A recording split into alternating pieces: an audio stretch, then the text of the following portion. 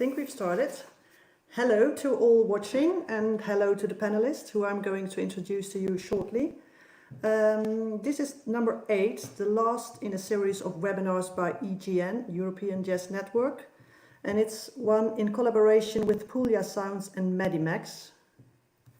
The title of this webinar is Someone to Watch Over Me, and it's about financial sustainability of concerts and festivals in the current new reality. At the moment we see that not everywhere in Europe there is the same regulations. Currently, for instance, in Holland, 30 people are allowed per concert, while that can run up to 800 to 1,000 elsewhere, for instance, in Italy and Spain. In this panel, we're going to look what's currently going on at some festivals, what they can present, to how many people, and how it does affect their financial positions. We're also going to talk about fundraising and sponsorship in this situation, and what a festival may have to offer in this 1.5 meter distance reality, and if that's going to last for a longer period of time. And finally, we also discuss some ideas for new business models and cross-sectorial collaborations. First now, I would like to introduce the panelists to you.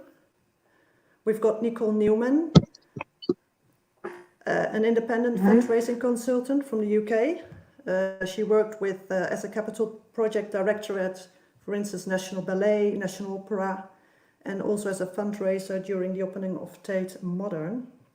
And she gets huge numbers as gifts in, so it can be very handful information that she might have to offer to us. Next, I would like to present Miguel Martin, director of the San Sebastian Jazz Festival called Heineken Jazzaldia. Miguel works for more than 30 years with the festival, and he is also the director of the Donastia Cultura music unit as a programmer, also as a programmer of the Kursaal for non-classical music, which is the largest auditorium in San Sebastian. He has organized very big concerts, for instance with Bob Dylan for 83,000 people. Next, I'm going to introduce Corrado Beldi.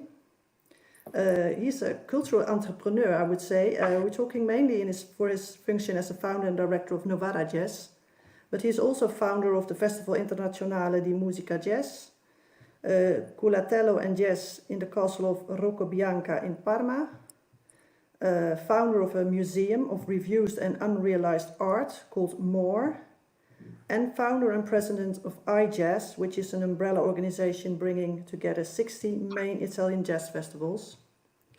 And finally there, Jean-Yves Cavin, welcome. He works for Cully Jazz, which is a festival in Switzerland that's currently was supposed to have its 38th edition this year. He started there as a volunteer in 2002, became a board member in 2006, and is the artistic director since 2015.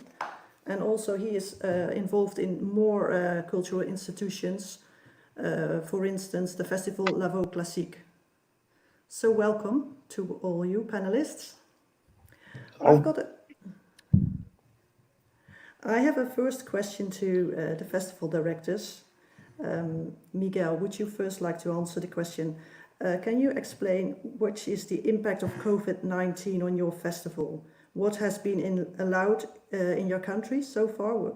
And if your festival is happening, what are you planning to do?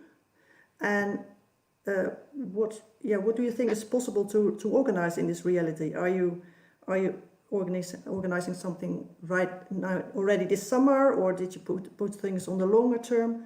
So, and how different is it what you do from what you were planning? Okay, well, first of all, I must tell you that I work for the municipality, I work for the administration. So I'm in a perhaps very different position that private promoters and other musical entrepreneurs. We are obliged to help musicians. We are obliged to give let's say, a cultural service to the inhabitants in San Sebastian, to the inhabitants of our country. So, well, what's the impact of COVID-19 in our festival? It has changed everything, of course. But we are going to do the festival.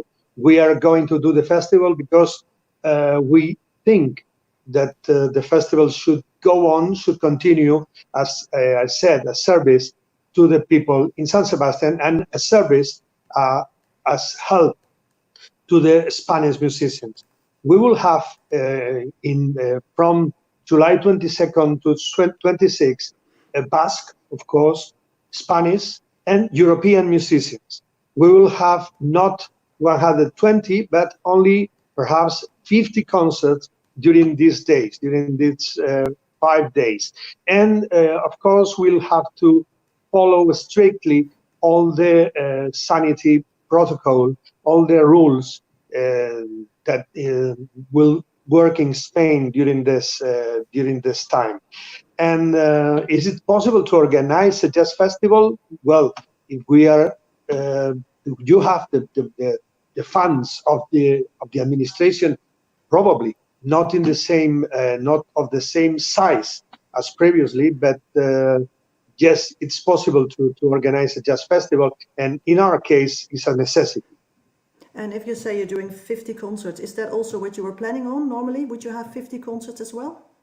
Normally we have 120, 130 concerts. Let's say that more or less is 1/3 of the concert. And of course, it's not 150,000 people attending the festival. It's just around perhaps 20,000 people because of the new capacities of the venues. We have in Spain a regulation for theaters. In these theaters, we can sell 50% of the seats, but in the open air we have the possibility of sell up to 500 tickets, but always keeping the distance of 1.5 meters to another, which is really a trap. It's not possible to have to normally to sell 50 seats, keeping this distance. But anyway, we have one open air space, and we are thinking to sell more or less 350 or perhaps 400 seats in this space. Okay, thank you very much. You're welcome. And Jean-Yves, how did it go for you? Because you were very early. You immediately, when it became known, your festival was like a week after. Mm-hmm. Yeah, we had to cancel the festival beginning of March, 9 of March.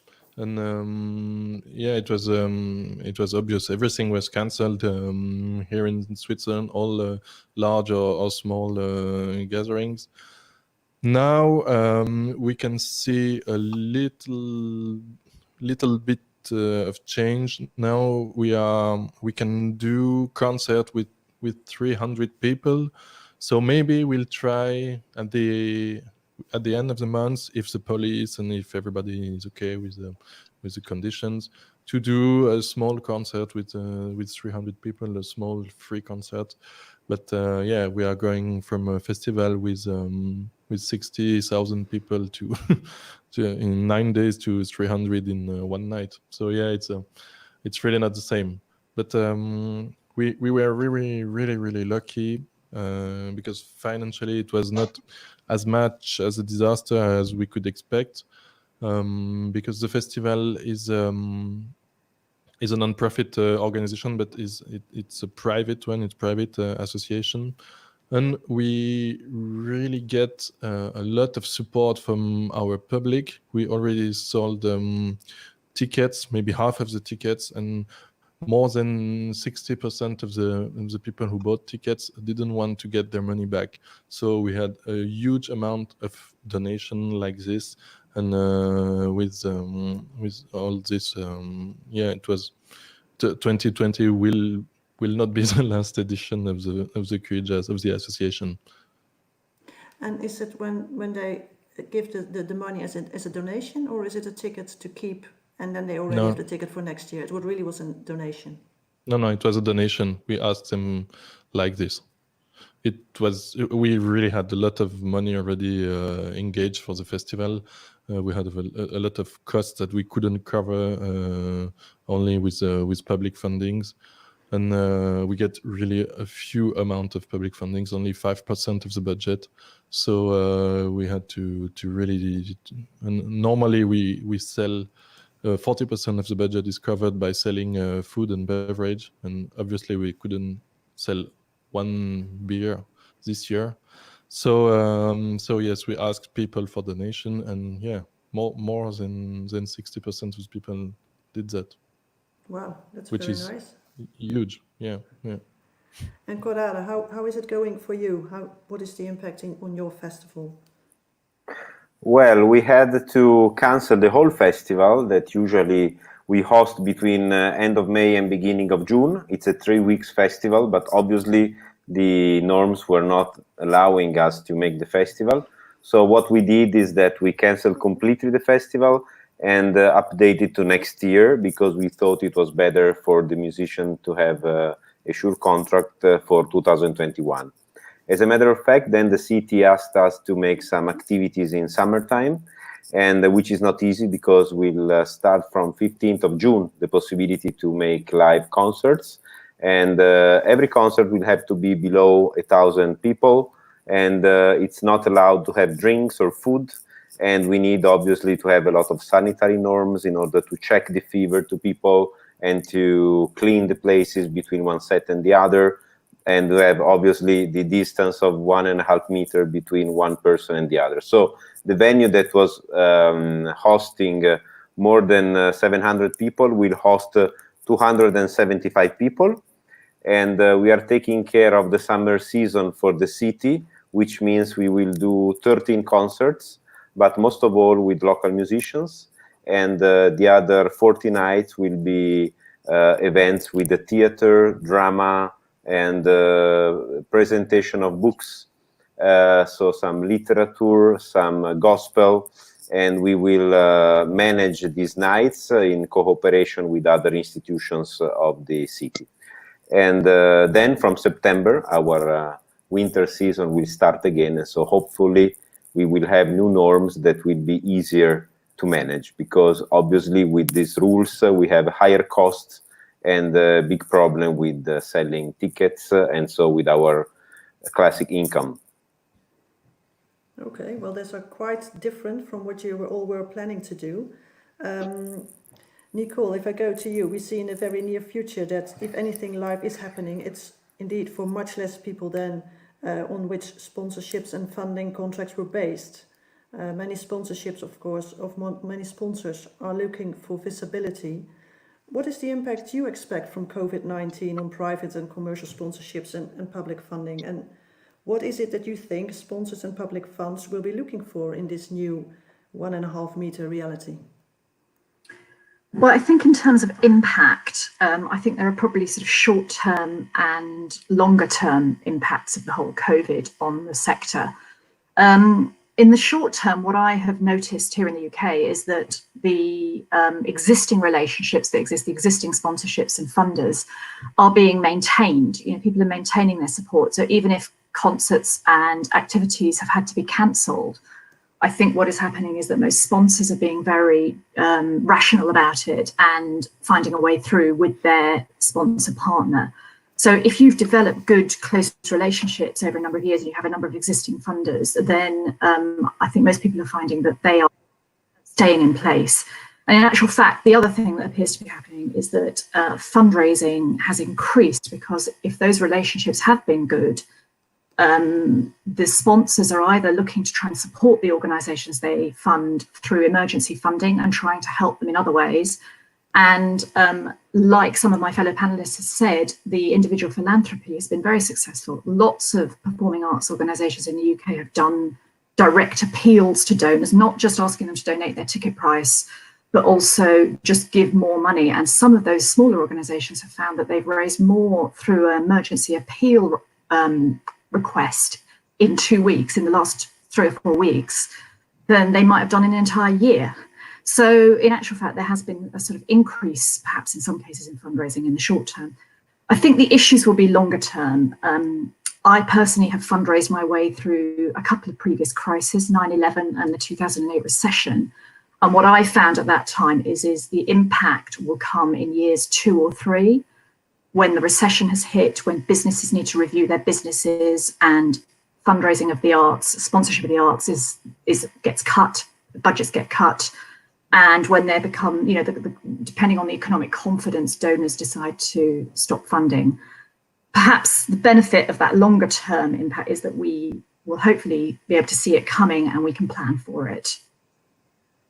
In terms of the second half of your question, in terms of what are sponsors looking for at this moment, I think they're looking for exactly the same thing that we're all looking for. A lot of businesses, even those that are still surviving and maybe even doing quite well, are having to completely rethink under the COVID crisis. And they are having to deal with the same issues that we as performing arts and festivals are looking at. They need to encourage their audiences to return. They need to think about how those audiences return. They need to look at how they can diversify their income sources and survive. So the challenges are going to be the same for them as they are for us. So I think maybe there are solutions that could also be the same that we can work with them over. I think more specifically, what certainly commercial sponsors might be looking for is, I think there's going to be a more of a focus on social impact, on community, on one's local environment. I think there's going to be a lot more empathy that needs to be communicated. So I think sponsors are going to be looking at how they can communicate their value to society and the difference they make, perhaps more so than they have done up to now. I think there's going to be more of a focus or emphasis on a kind of a qualitative experience rather than a quantitative approach. In other words, a much deeper, more intimate relationship with the fewer people that you can get through your doors and that you can engage with, rather than that sort of mass marketing and branding that we're so used to. It's not going to be about numbers, it's going to be about quality. And I think there's going to be a lot more emphasis from the sponsor on rigor around what we call ROI, return on investment. So I think things like data and evaluation will become a lot more important. I think sponsors will be looking at how they can be much more detailed and much more thorough in how they evaluate and what kind of return they get. And I think there'll be a need to become for organisations, arts organisations, to become more sophisticated in the way they deliver that return. And is that because of COVID-19 only, or is there one that they're looking more for quality than larger numbers? Is that already something that was happening before, like people were already thinking differently about sponsorship? So is it? They were thinking of it before. It was getting harder for organisations like us, where the return can sometimes be more of a kind of feel-good factor or a halo effect. So yes, this is not new, but I think what COVID has done is accelerate a lot of the ways business think about their investments, and they will be thinking much, much more carefully about how much they spend. And I suspect they will be wanting a lot more bang for their buck than they did pre-COVID. There's just going to be less money, and they're going to have to work a lot harder to get results for their business, as we all are. Okay, but one thing that's maybe a good thing is that they not necessarily are looking for it in the numbers, because that is just the one thing that's very difficult to realize at this moment. I think it's finding other ways of engaging with customers and adding value. So I'll give you an example there. Yesterday, I read that one of the big successful retailers, the department stores here in London, Selfridges, a big luxury brand, is opening next week. Our shops are opening next week. And they are looking at providing entertainment and music and culture to the queues that they're going to be having around their shop when they reopen. So everyone's going to be socially distanced, and they want to create the experience of socially distancing and having everything slowing down to be far more unique for Selfridges than for their competitors. And I think what's interesting there for arts is, how does one work with, I say, a brand like Selfridges? Wouldn't it be fabulous if Selfridges approached a lot of music centres and said, look, let's bring your musicians along and look at how we can add value to our customers using your product. I think that's interesting. So again, that's about creating quite an intimate experience for those people that are able to attend, go shopping. Okay, well, that's nice for all of us to know who work in the festivals. I've got another question for Jean-Yves to start with. Obviously, we were just discussing that also with Nicole. Everybody was expecting for this summer more visitors, and this, of course, will have an effect on all of your ticket incomes. You already said something about how the current reality was affecting your event, because many of the people has given their tickets as a donation.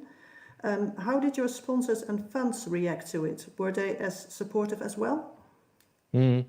Yeah, our sponsor let half of the money they promised to give us for this edition without what we are offering them normally. I mean, visibility.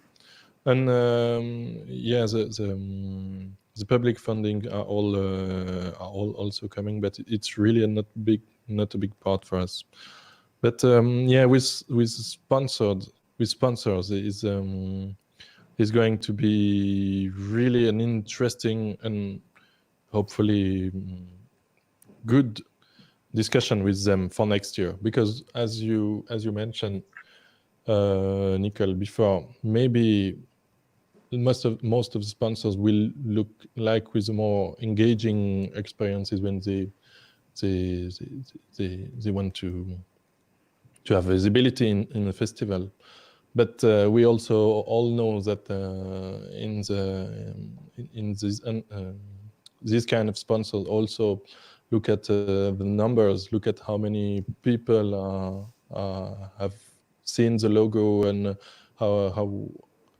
how visible the brand are. And this is something we will have really more difficulties to offer next year. So I'm not quite confident about these discussions with sponsors. It will be really more difficult, and it will finally, for us festival, cost more to get the same amount of money from the sponsor, because we'll have to give them much more things than visibility, so they can have this special experience they want for their customers in our festival. I mean, like private, I don't know, anything private, concert, private food, and yeah, lots of stuff that will cost us more than what we are used to give them. So I'm not sure it will be really the good way for the next year to find money. And Miguel, how is that for you? How is the current reality affecting your event? You're called Heineken Jazzaldia. And Yeah. how do you see sponsors and funds react to it when you have to present something smaller next year? Okay, well, first of all, you can call it Jazzaldia, because Heineken, we dropped Heineken. Okay, Heineken is not sponsoring this year, any event, any cultural event, any musical event. So this time we are just Jazzaldia, which in fact, Jazzaldia is Jazz Festival in Basque, in Basque language. Okay, well, said this, we will have less capacity, and of course we have thought that we need to make our tickets so cheap as we can, because people are not in the point of paying expensive tickets. So we are taking more percentage of the ticket and letting the public paying less than in previous years. So this is not the best thing for the budget. Of course, we will have difficulties for the budget regarding the income from ticket selling, and regarding the sponsorship. Let's say that we have a long-term relation with most of our sponsors. For instance, Heineken has been with us for almost 30 years, and most of the other sponsors have been with us for 25, 20 years. So we have talked with them. We have renegotiate all the deals, all the arrangements, and we have less money coming from the sponsorship, but this money is more on the, let's say, on the confidence, on the long-term trust in the event, that on particular or actual visibility or experiences for their clients. So they think, our sponsors think that this edition of the festival should happen, and they are putting all the money they can on our on our budget. That's okay. But I'm really afraid that 1921 and 1922 will be very difficult on the sponsor area or side, because most of the companies has told us that next year's will be very difficult also for them, for their marketing departments in each company. Okay, and I'm going to ask something similar to Corrado, because how is it affecting your festival, and also because you work with the umbrella organization IJazz, how is IJazz able to help the festivals in this period? Well, first of all, we are also talking to our sponsors. Some sponsors are long-term sponsors, and so we are trying to convince them to keep the money. I have to say that some of these companies are into crisis, and some private bank foundations are mainly funding some other social and sanitary projects. So they have problems in confirming the same money of last year. What we are doing with the umbrella organization is to work with the Ministry of Culture. We struggled a lot in order to confirm all the funding. So yesterday came the news that 80% of the money will be given anyway to every organization, regardless the activity that is done this year. And we have asked that the same happens for next year. So 2020 and 2021, we will get 80% of the money anyway. And the rest, 20% will come from eventual activities that we will organize. This was very important, mainly for big institutions. In this case, we were struggling together with La Scala and other big theaters because we have the same problems. And I have to say, in this case, the bigger theaters had more problems than us. So we were very strongly allied in this battle with the government. And with the umbrella organization, we are also trying to do some activities in order to help other members. In particular, I want to tell you that we did a lot of streaming concerts in the period when COVID was striking high. And in particular, we did an initiative called Jazz for Bergamo. As you may know, Bergamo was heavily struck by COVID. And so many musicians gave concerts and fundraised money for the hospital of Bergamo. And this was a huge success. So the country was very good in solidarity, I have to say. Now there's a more difficult situation, we could say, for a smaller festival because many cities ran out of money. So what happens is that luckily we have a project called Nuova Generazione Jazz that is a way to promote young talents. We promoted 12 bands in 2018, 12 in 2019, and we have 6 bands promoted in 2020. So we have some money, and we are trying to send these bands to play, particularly in the smaller festival that maybe do not have enough money to confirm their program. And so this is a tangible help for their programming. Okay, thank you. We already talked about, and I think Nicole mentioned in particular, that there's a short-term and a longer-term impact, and then on the longer term, the difficulties might rise.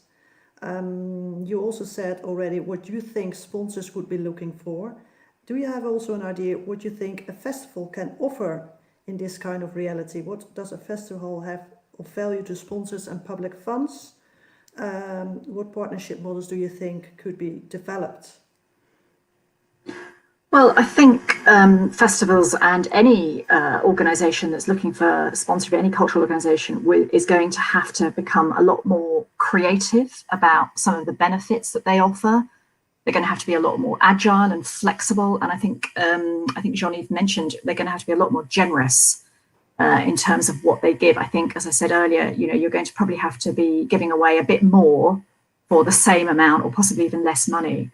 So I think in terms of the kind of model sponsorships might be looking for, I mean, I've been very interested in looking at the sector and seeing that there are a lot of sort of big name brands supporting these festivals. You know, there was or is Heineken, names like that across the performing arts as a whole. You've got brands like American Express, you've got brands like Rolex.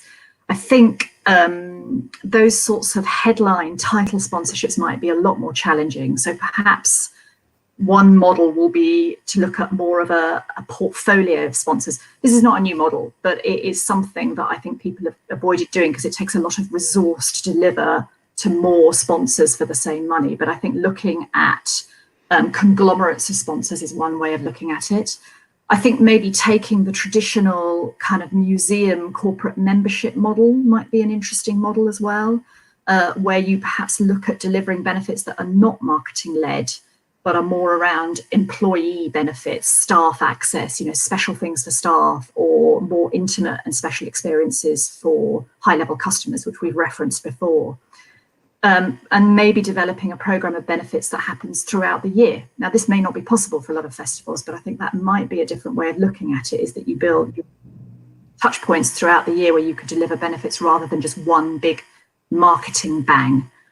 I think the other area that everybody is already doing, but perhaps it's more of something that you don't prioritize, is in-kind sponsorship. We're always trying to get the cash. But I think what happens in a recession is having to be a little bit more flexible about what you accept, and maybe looking around at all of your different cost centers and saying, where do I spend money? I will never forget working at the Tate when we first opened Tate Modern and trying to get sponsorship for the loo paper, because Tate was so successful, but we were spending far more on toilet paper than we had ever budgeted for. So one of the ways we were trying to mitigate the expenditure costs was to bring in sponsorship across any possible area that we could find where we were spending money. You know, it could be that your insurance could be an in-kind sponsorship. Those sorts of things. I think it's looking at a little more laterally at what sponsorship is. So there's also looking for other sponsors, like smaller sponsors, not only the Heineken and the Rolex, but also to look elsewhere. Look elsewhere, look across the board, and look at everywhere that you need to spend money, and places that you might not think of as being obviously supportable might be something that you could actually try and go out and secure support for. Okay, well, with all this information, I'm coming back to the festival directors. Because next year everybody is quite aware that we might be facing a tougher economic situation because of more than one reason, because of people being without a job, because of companies struggling to survive, also because of distancing, because of which you may be selling less tickets. You may also find an audience which has less to spend, and sponsors who may not be in the financial position to close that gap. What are you changing to make your budgets work for next year? And how do you make your event financially sustainable if distancing is affecting the capacity of your event for a longer period of time? And when the expectation is that there will be less money in the market? And also, last question then, how do you deal with your sponsors and funds on the longer term, that is next year or even longer, if no vaccine has been found and your festival may again have to be organized on a smaller scale than before? Jean-Yves, do you want to address that first? Well, I think Nicole already answered this question. Of course, less income will automatically we will have to cut the cost. So we will have to seek what is really what really costs a lot. And for next year, maybe the budget will be really different from the last 38 years because we will have to do things differently. And I think, as Nicole mentioned, for the sponsors, we maybe will do the same with all the other aspects of the festival, doing maybe more of smaller things than that cost less than a few big things that cost a lot, and maybe the income will go same. Maybe the model for the next year of a big event happening once a year, maybe we will have to question this. Maybe it's not the right economical model. For now, we are thinking a lot about this, about what would be the perfect size of a festival in a COVID environment, and how many people would we would need to make the model we have to continue, because I mean, we spent 38 years on perfecting this model, so now it's really difficult to just take one of the piece off and just say, okay, let's do it differently next year. And a lot of people are involved, and it's really, I mean, everybody know what it takes to organize a festival, so you cannot just make a statement and say, okay, let's do this in a different way. You have to, it will be a really difficult moment to rethink this.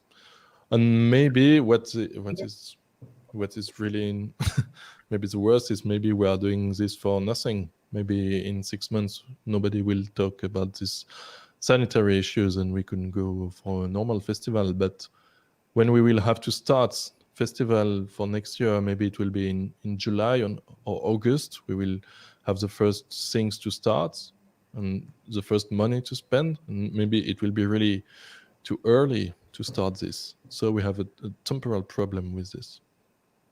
And how is that for you, Miguel? Are you also scaling down for next year already, or are you looking at something different for next year, or you don't know yet?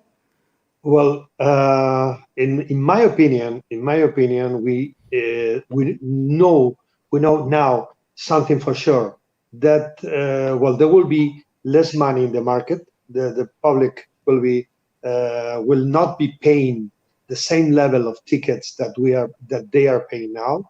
Most of the companies, as I said, won't have the same amount of money in the marketing departments to spend as sponsors of the festivals and events.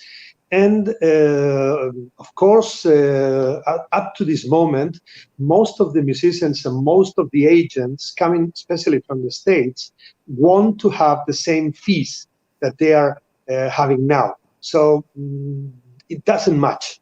It doesn't match. We need to, of course, reduce the budget. We need to reduce the scale, the size of the festival, and we do not know at this moment how much we should reduce the festival. But of course, we won't have the same amount of money to spend next year, and probably we won't have the same amount of money on the 2022 to spend. Probably not until 2023 will be again the same level of budget that we have had in 2019. Sorry, but of course there are a lot of things that we have to know. We must know from here to, let's say, the starting of next year. What will be the sanitary issues? What will be the capacities of our venues? What will be the sponsors that will keep in the same level, spending money in the same level that today, and what others won't have the same level? There's a lot of questions that we need to solve because we can respond to your questions. These are indeed very, very challenging times, and nobody Yes, knows, and nobody knows what's going to happen and on what scale. Corrado, how are you going to deal with that for next year? Well, it's not an easy situation, because I think 2021 will be really hard, because if the crisis strikes, then we will have really tough times. At the moment, we just confirmed our festival. Now the matter is to understand what we will do during our winter season and autumn season. This will probably be reduced, and we will have to find new sponsors, which is not easy. As a matter of fact, I have to say that we already have a good amount of private sponsors, which is around 25%. That is pretty high, considering what is the Italian average of private sponsors. The question is 25% of your budget. 25% of your budget is coming from private sponsors. Yes, which is in Italian the territory is quite high because many of our other festivals are mainly public funded, or there is a lot of money or money coming from tickets. Our strategy is different. We have a very low tickets and we do mainly free concerts. We do avant-garde, I would say, music or contemporary jazz, but we try to get sponsors through a strategy that is involving us into social activities, such as working with children, working with old people, working in the neighborhoods, trying to work with migrants, and this allows us to get more money from bank foundation and from private sponsors. I also have to say that in this regard, there is a new norm that is giving new tax incentives for companies that are funding cultural institutions. And we don't know how this will affect our revenues, but we hope that this will help us finding new sponsors, and so in a way trying to keep at least the revenues flat from what we got last year. So actually you're already doing a lot of the things that Nicole is recommending, looking how you can get closer to what an organization or a fund is looking for and try to see how you can make that match within your festival. Well, from one side, we were born as a community festival because we try really to work on some social issues. Also, there's a bank foundation in our city, in Novara, that is recommending us to work on these issues, like involving people that have difficulties in the festivals, either in the show or in musical projects. And from the other side, what we are trying to do is to get closer relationships to some companies that are working in the cities and are also, in a way, representative of what the city produces, like the food, the wine, and also the bioplastics. So we are working a lot on sustainability projects because many of our events are also in natural spots. And so we are trying to promote products of our land in a sustainable way. Okay, nice. Excuse me, Michel, can I just say... yeah. Can I just react to what Miguel said just before? Yes. Thanks. Miguel, you said something very interesting, is that next year the people will spend less money to buy tickets, will have less money to spend to buy tickets, which is true if all their expenses from the year stay the same as they were last year. But which is not really what's happening in time of crisis. Is what's happening is that people make less big expenses, make less big investment, like they buy less cars, or they don't buy a house if they fear about the future, if they have issues like this. They of course don't buy house, they don't make big trip, but they still have money and they still keep to spend money on small things like concert tickets or like everyday things. And maybe one things we'll have to do next year, and it's also responding to what Nicole and Corrado said, we'll have to be very creative to give to our public lots of things that they are not used to see, so that they will come to see us instead of, I don't know, making small holidays elsewhere or doing other small things. So, I mean, this is the kind of competition we will have. We will have to fight against small other competitors. So I think it's an interesting time to test a lot of things and to see how the public will respond, because I'm really not sure that they will spend less money in our festival if they can come, if there is no sanitary issues, and but if they can come, I'm really not sure that it is the right move to lower the price of the ticket. Okay, well, at least you give us something very positive, which is that you think the interest of the audience is really there, and also if they do not buy cars, that fortunately they still have money to buy tickets. I wanted to go into a last topic here, because that is for the moment right now, or in the lockdown period, that we just more or less are still in, or more or less slowly coming out. And it is that people haven't been able to go to concerts, and in the meantime, very many organizations still have been trying to present something. So we have seen a lot of streaming the last month, and there's all this discussion about it as well. Should it be free of charge? Should it be paid for? If it's paid for, what is the unique selling point? And then also the questions like, where can you see it? Can you see it at home? Can you see it at a cinema? Can you see it at a drive-in show? And other things that is totally, no, not totally new, because we've always been thinking about it, but not in this new way. There's a lot of things about crowd management and health management. A lot of people coming in maybe to calculate capacities, routing, new ways of thinking of artists playing more sets. Maybe if they can only play for 30 people, then maybe play 3 times. There's this facilities to think about it in a new way regarding to food and bar and toilets. I was wondering, when researching these new ways of how to present music, if new collaborations have been found by your organizations, if you know of new business models that are being explored in your country, or maybe even by yourself, and if these collaborations also involve cross-sectorial collaborations, like with companies you were not involved with before, for instance a cinema or a tech company, high-tech company, to produce something on a very beautiful, special way to present it on streams. Well, anything else is, for instance, Miguel, you would like to refer to that? Yeah, okay.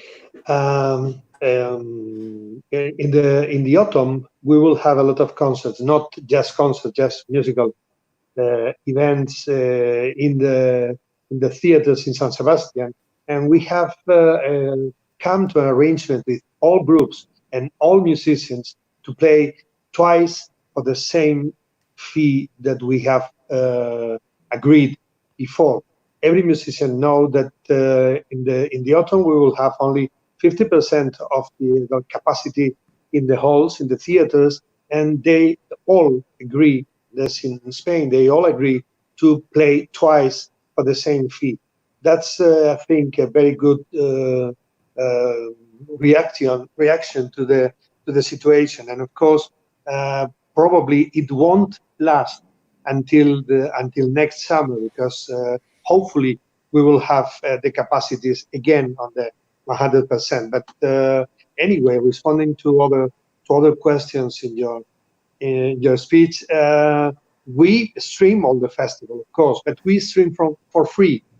I don't know if in Spain, I don't think in Spain really paying musical streams have worked during this confination. But anyway, as I told you before, we belong of the administration, we belong to the municipality, so we are obliged to pay the musicians to do the streams, to pay the musicians to have a job during this time. So for us, streams must be free, but of course I understand that in other cases, streams are paying for the public. And of course, when we talk about finding new ways to reach the public and new ways to propose the musical event to the public, we are more or less in the same point that we were on 19, because this was a trend in the last years in our business. So we need to find a new way to connect with public. We need to find, but now it's more that the urgency is more evident than before. But of course, we have to continue by finding new products, finding new experiences to sell to our public, to offer to our public. Okay, I move on to Corrado. Did you find any new ways to present music during the lockdown and new connections? Well, as a matter of fact, we mainly used the material that we filmed in the past, and we promoted it through our social media. and we saw there was a huge interest for some of the performances. And after that, we got in contact with a high-tech company that is formed by some musicians, some movie directors, and they're trying to create a new jazz channel. And so we are thinking to develop with them a new channel that will be dedicated to our festival, and probably we will offer it also to other members of the IJazz association, the umbrella company, the umbrella association. And probably this could be an interesting way to get more money next year, because if we can seat less people in the audience, we may have a good number of people that may be interested to see some of our concerts that are maybe living outside our region or also outside Italy. Will they be free? Is it something you will do for free? We are thinking about a ticket. We don't know what will be the cost, but I believe if we pick some extraordinary improvisers and some concerts that are happening in some very beautiful places, like a church or a monument or in the park or under our dome, and we film it in a nice way, maybe there could be someone that is interested to see the performance, that is maybe sitting at his desk in Switzerland or in France, and would like to see, I don't know, a performance by Ernst Reiseger in Novara, and doesn't have a chance to come, but maybe does want to pay a ticket for that. We will try. And how is that in Switzerland, Jean-Yves? I think streaming is really a streaming concert. An offer of streaming is really nice to have for a festival, but it cannot be the future for us, for the festival. In a commercial way of thinking, it's not possible to earn money and to live with this. I mean, Spotify is not earning money. It's existing since 15 years and is still losing money every year. And when you start on streaming on concert, you are fighting against Netflix and other big names like this. And you are on a field where you are dependent of the boredom of people. And for me, it's not what we are doing. We are delivering experience. We are in a moment of crisis. And after the crisis, all people will have the only desire to live experiences and to live something that takes them away from the boredom of their couch. So we will have to offer this in real life with contact and meeting and emotion. And I mean, so do you think, like, for me, live streaming is not my job, and I see really a tiny little value to fight against Netflix for that, because I don't want to transform myself in a boredom actor. So yeah, for me, it's not the future. And drive-in shows is also not your future? No, not at all. We have to be sustainable at the most sustainable possible, and we really have to be careful about that, because it's another way to win this kind of the heart of the people, so that the people really want to come to see us, because we are close to people. We are local people doing stuff for other local people. Even if we bring international artists, it's local events that we are organizing, and we have to be really conscious that it has a strong positive feeling with this sustainability, and everything we do against that is really counterproductive. I mean, it's really silly to bring cars to a concert. Really. Good. Okay, I've got a final question then to Nicole. Maybe the Corrado is most enthusiastic about the streaming, if it's a really beautiful, very good musicians and a very good, beautiful location. So if they're bringing something extra to it that you otherwise will not have, what do you think sponsors will be how would they feel about these different alternative models, like doing it as a stream or as a drive-in? Is there any possibility there? I think this is a very interesting discussion, because we've got two very different sides to the potential future.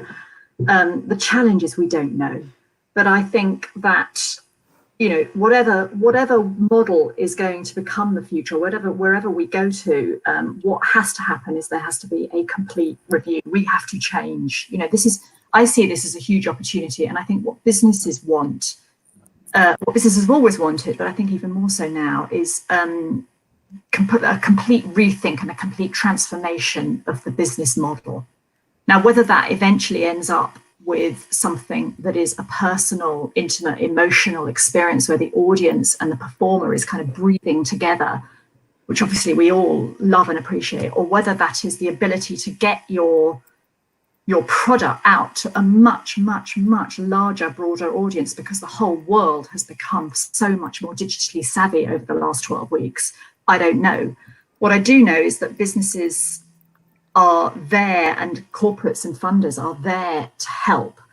And I think what will change is that we are used to a traditional model where we have an offer and a product, and we go out to a company or a funder, and we talk about words like collaboration and partnership, but actually effectively what we're effectively doing is just giving them something, and they're giving us something in return, and we might collaborate a bit on the marketing.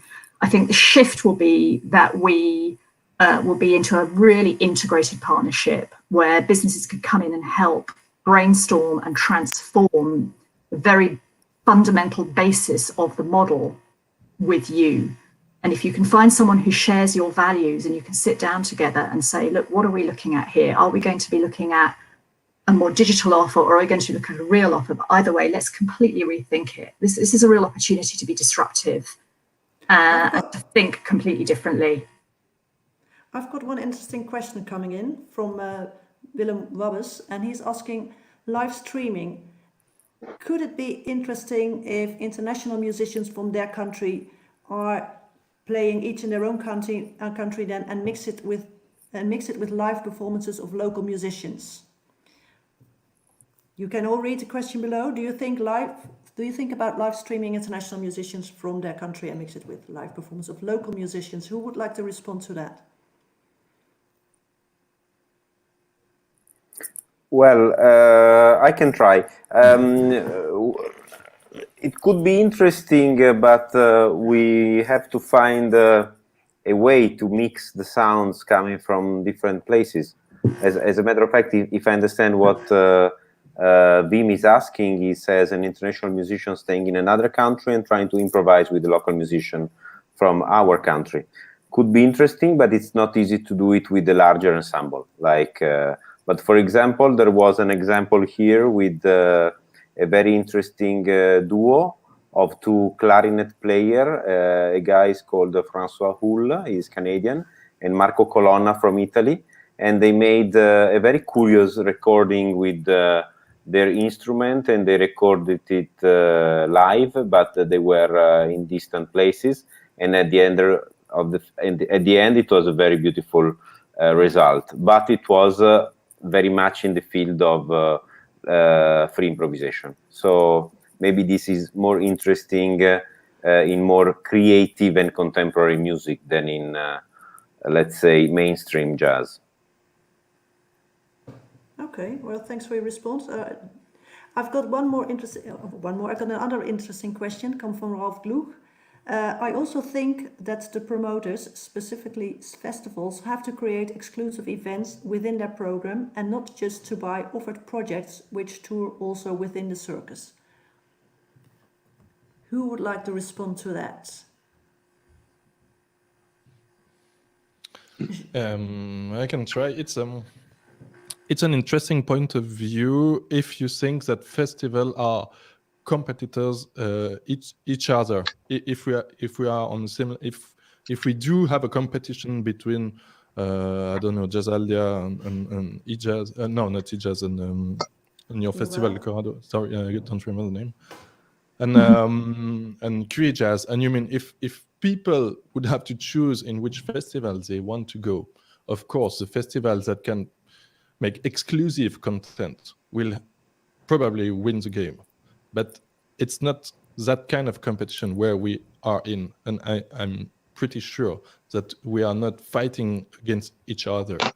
We are fighting against lots of other things. As I mentioned already, we are fighting against Netflix, we are fighting against EasyJet, and we are not fighting against each other. So maybe we'll better have to make things together, make things special together. But I'm pretty sure we can trust musicians to make special things, to make special progress, to work on what's really matter for them and bring special things for us, because they like really much the sound of the church in Novara, and they like, I don't know, and I don't think it's really I really don't like to force things like this and to think of this as a competition between each other. Good. Not Knowles is asking, can you make a program that is still really international next year? The second part of the question, can you pay artists the same level of fees next year, has already been answered by Miguel. So who would like to respond to the first part of that question? Well, myself, if you want. I'm not sure we will be able to pay the same amount of money of international acts next year, because we won't have the same amount of money. So probably we have to choose. We have to probably drop some of these international acts and keep along with local acts and European, especially European proposals. And I think it's an opportunity.